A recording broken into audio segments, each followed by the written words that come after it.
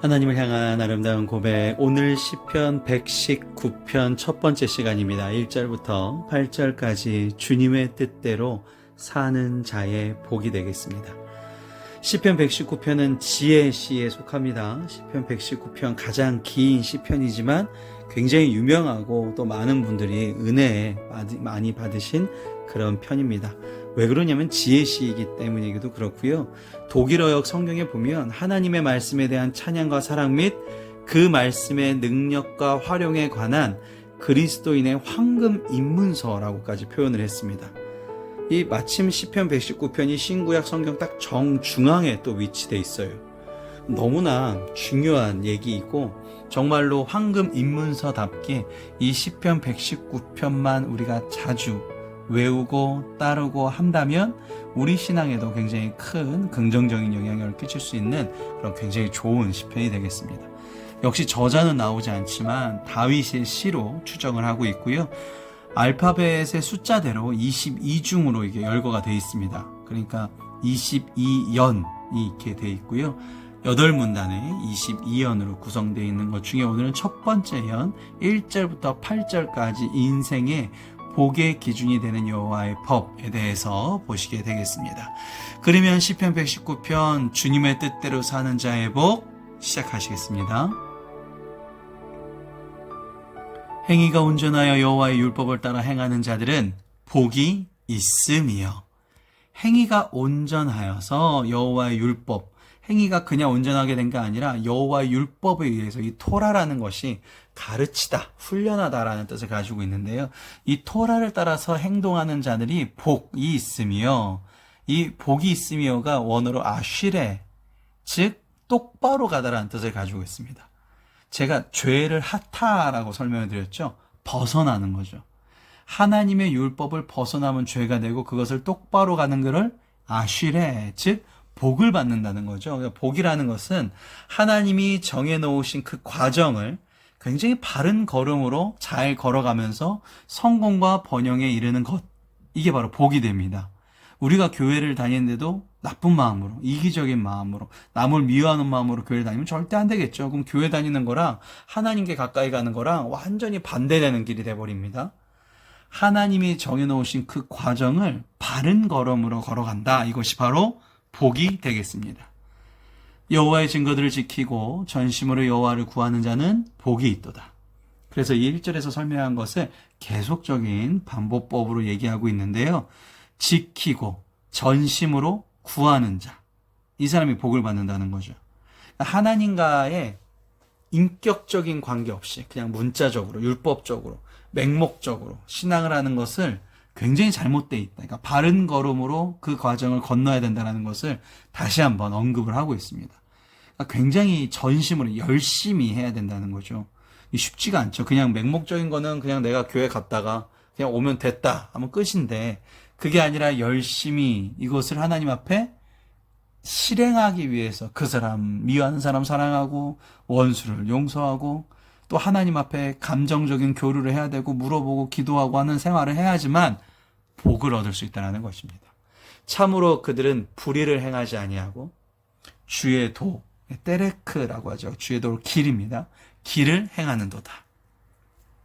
그래서 주께서 명령하사 주의 법도를 잘 지키게 하셨나이다. 그러니까 이 잘 지키기가 원어로 메오드인데 열심히. 아까 이제 2절에도 나왔지만, 그래서 주님의 법을 지킨다는 것은 굉장히 힘든 일이다. 굉장히 열심히 내가 해야 되는데, 앞에 항상 2절도 그랬지만 4절도 나오죠. 주께서 명령하사 그것을 지킬 수 있도록 주님께서 도와주신다는 거죠. 그래서 5절에도 그런 얘기입니다. 내 길을 굳게 정하사 주의 율례를 지키게 하소서라고 나오죠. 하나님의 율법을, 그러니까 내 능력과 힘으로는 온전하게 지킬 수 없음을 이 시편 119편의 시인도 저자도 고백하고 있는 모습을 우리가 볼 수 있습니다. 아, 그렇구나. 하나님의 말씀. 오늘도 내가 예배를 드리는데 예배 잘 지키게 해주세요. 오늘도 시편 필사 보는데 집중하고 내 마음에 들어올 수 있게끔 하여 주세요. 항상 주님께 부탁을 해야 됩니다. 오늘 하루도 주님의 뜻대로, 오늘 하루도 주님께서 인도해 주시는 대로, 오늘 하루도 저 사람 만날 때 내가 주님께서 힘을 더하여 주시옵소서, 지키게 하여 주시옵소서, 먼저 하나님 앞에 요청을 드려야 되는 것이죠. 내가 주의 모든 계명에 주의할 때에는 부끄럽지 아니하리이다. 하나님께 순종하고 헌신할 때, 그러니까 주의 모든 계명에 주의할 때, 지킬 때는 부끄럽지 아니하리다. 결코 부끄러움을 당하지 아니할 것이다. 내가 주의 의로운 판단을 배울 때에는 정직한 마음으로 주께 감사하리이다.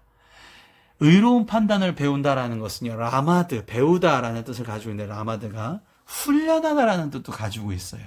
그러니까 처음에는 어려워요. 말씀 배우는 게. 안내 해보면 그 다음 쉬워져요.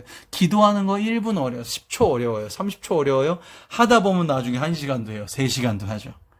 그 다음 정직한이라는 단어 썼는데 요쉐르라는 단어입니다. 뭐가 옳고 그른지, 바르고 옳음에 대한 마음, 그것을 주께 감사하다. 결국 무슨 얘기냐면요, 하나님의 율법을 내가 사모하게 되면 하나님 앞에 찬양과 감사를 할 수밖에 없다라는 거죠. 그러니까 신앙이 누가 좋냐라는 게 너무 극명하게 드러나는 거예요. 이 사람이 정말 간절하게 하나님께 기도하고 찬양하고 입에서 평소에 감사가 많이 나오면 이 사람이 하나님의 율법을 잘 지키고 있는 거예요. 그냥 성경을 봤어요. 성경 공부 자기가 무슨 리더도 하고 지도자도 하고 집사, 권사, 장로, 목사도 했는데 입에서 감사가 안 나와. 이게 무슨 의로운 판단을 할 수 있는 사람이 아니라는 거죠. 훈련이 안 된 사람이라는 거죠. 그러니까 앞에서도 나왔잖아요. 그냥 율법적인 맹목적인 신앙은 배격한다. 그러니까 그 얘기가 계속적으로 지금 반복이 되고 있는 겁니다. 진심으로 하나님과 동행하고 있는가? 저 사람 보는 것을 하나님 마음으로 보고 있는가라는 것이죠. 내가 주의 율례들을 지키오리니 나를 아주 버리지 마옵소서. 하나님의 말씀대로 살게 해달라는 호소. 하나님의 말씀대로 하면 부끄럽지 아니하고 죽음에 가지 아니하고 그래서 나를 버리지 마옵소서. 즉 반대로 얘기하면 하나님의 말씀대로 살게 하여 주시옵소서라는 말씀이 시편 119편 첫 번째 말씀이었습니다. 오늘 완전하신 하나님이라는 제목으로 기도하시도록 하겠습니다. 전능하신 완전하신 나의 하나님 아버지 감사합니다. 연약하고 죄 많은 저에게 주님의 말씀을 들려주시고 올바른 길을 알려주심에 감사드립니다. 그 길에서 벗어나지 않게 하여 주시옵소서.